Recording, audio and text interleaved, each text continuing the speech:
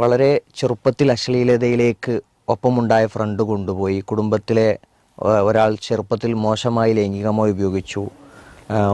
മദ്യപാനിയായ ഒരു ഉപ്പുണ്ട്. പിന്നെ അശ്ലീലതയിലേക്ക് വളരെ ചെറുപ്പത്തിൽ തന്നെ മാറിപ്പോയി. നിർത്താൻ ശ്രമിച്ചിട്ടും പരാജയപ്പെട്ടു. നോമ്പ് നോൽക്കും ആ സമയത്തിൽ, പക്ഷെ നോമ്പ് തുറന്നാൽ വീണ്ടും അത്തരം പ്രവണതകൾ ഉണ്ടാവുകയാണ്. ഒരു ഡേറ്റ് വെച്ച് ഇനി ചെയ്യൂല എന്നുള്ളതൊക്കെ തീരുമാനിച്ചു, പക്ഷെ അതും പരാജയമാണ്. ഇതൊക്കെ ഡിപ്രഷനിലേക്ക് പോവുകയാണ്. ഇതിൽ നിന്നും പുറത്തു വരണം.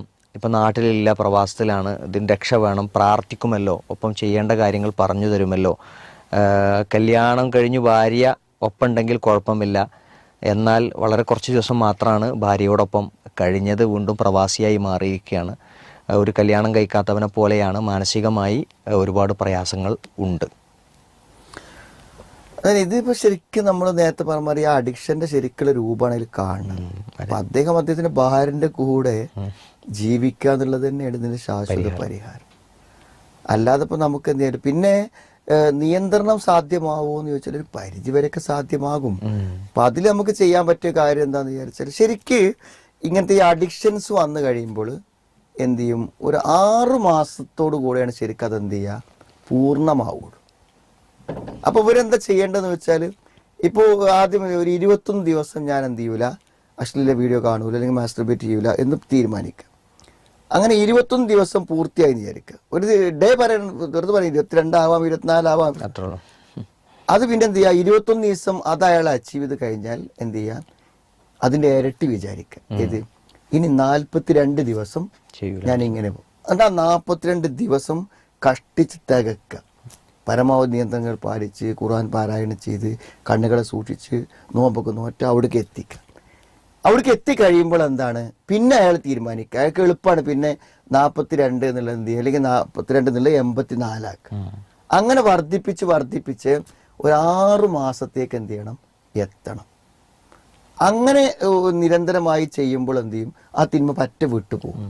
പക്ഷെ അതിലിടയ്ക്ക് എപ്പോൾ ആണെങ്കിലും ഇത് തിരിച്ചു വരാനുള്ള സാഹചര്യങ്ങൾ ഉണ്ട്. പിന്നെ ഇപ്പൊ എന്താ പറയുക, ലൈംഗികത എന്നുള്ള അനുവദിക്കപ്പെട്ടൊരു കാര്യമാണല്ലോ. മദ്യം എന്ന് പറഞ്ഞാൽ ഒരു നിലക്കും അനുവദിക്കപ്പെടാത്ത കാര്യം. അവിടെ ഇതിന്റെ അനുവാദത്തിന്റെ വശം ഉണ്ടാവുന്നതുകൊണ്ട്, ഇപ്പോൾ നമ്മൾ കള്ള് കുടിക്ക് നിർത്തിയ ഒരാള് ഒരു 8 മാസം കഴിഞ്ഞിട്ട് പിന്നെ ഒന്ന് കുടിക്കുകയാണെങ്കിൽ അയാളേക്ക് തിരിച്ചു പോകുമല്ലോ. ഈ ലൈംഗികത എന്നുള്ളത് നമ്മൾ എന്ത് ചെയ്യുക, നമുക്ക് ഹലാലായി എന്നും അനുഭവിക്കാൻ അനുവാദമുള്ളൊരു കാര്യമാണ്. അവിടെ നമുക്ക് ആ ലൈംഗികമായ താല്പര്യത്തെ ഇല്ലാതാക്കാൻ പറ്റൂല. അങ്ങനെ ഈ അഡിക്ഷനെ നമുക്ക് മാറ്റാൻ പറ്റൂല. കാരണം അത് മനുഷ്യന്റെ അനുഭവമല്ലേ. ആ സുഖം മനുഷ്യന്റെ തലച്ചോറിലുണ്ടാവും. അത് നിർത്തി എന്ത് ചെയ്യാണ്, തീരെ ഇല്ലാതെയാക്കാൻ പറ്റിയ സംഗതി അല്ല. അപ്പൊ എന്തായാലും ആ ആസക്തിയെ, താല്പര്യത്തെ ഹലാലായ വഴിക്ക് തിരിച്ചു വിടുന്നത് മാത്രമേ ഇയാൾക്ക് പൂർണ്ണമാകാൻ പറ്റുള്ളൂ.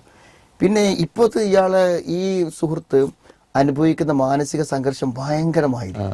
കാരണം അയാൾ ദീനായിട്ട് പെർഫെക്റ്റ് ആണ്, ഇത് തെറ്റാണെന്ന് 100% ഉറപ്പാണ്. പക്ഷെ ചെയ്യേണ്ടി വരികയാണ്. ഈ വൈരുദ്ധ്യം അയാളെ വല്ലാതെ തകർത്ത് കളയും. അതിനുള്ള പരിഹാരം എന്താണെന്ന് വെച്ചാൽ ഈ വൈരുദ്ധ്യം ഇല്ലാതിരിക്കൽ തന്നെ വരുവാണ്. ഇപ്പൊ എങ്ങനെയെങ്കിലും ഭാര്യന്റെ അടുക്കൽ എത്താൻ പറ്റുമോ, കുറച്ച് കഷ്ടപ്പെട്ട് ജീവിക്കേണ്ടി വന്നാലും ഭാര്യയോടൊപ്പം ജീവിക്കുന്നതിനെ കുറിച്ച് തന്നെയാണ് അദ്ദേഹം കൂടുതലായി ചിന്തിക്കേണ്ടത്.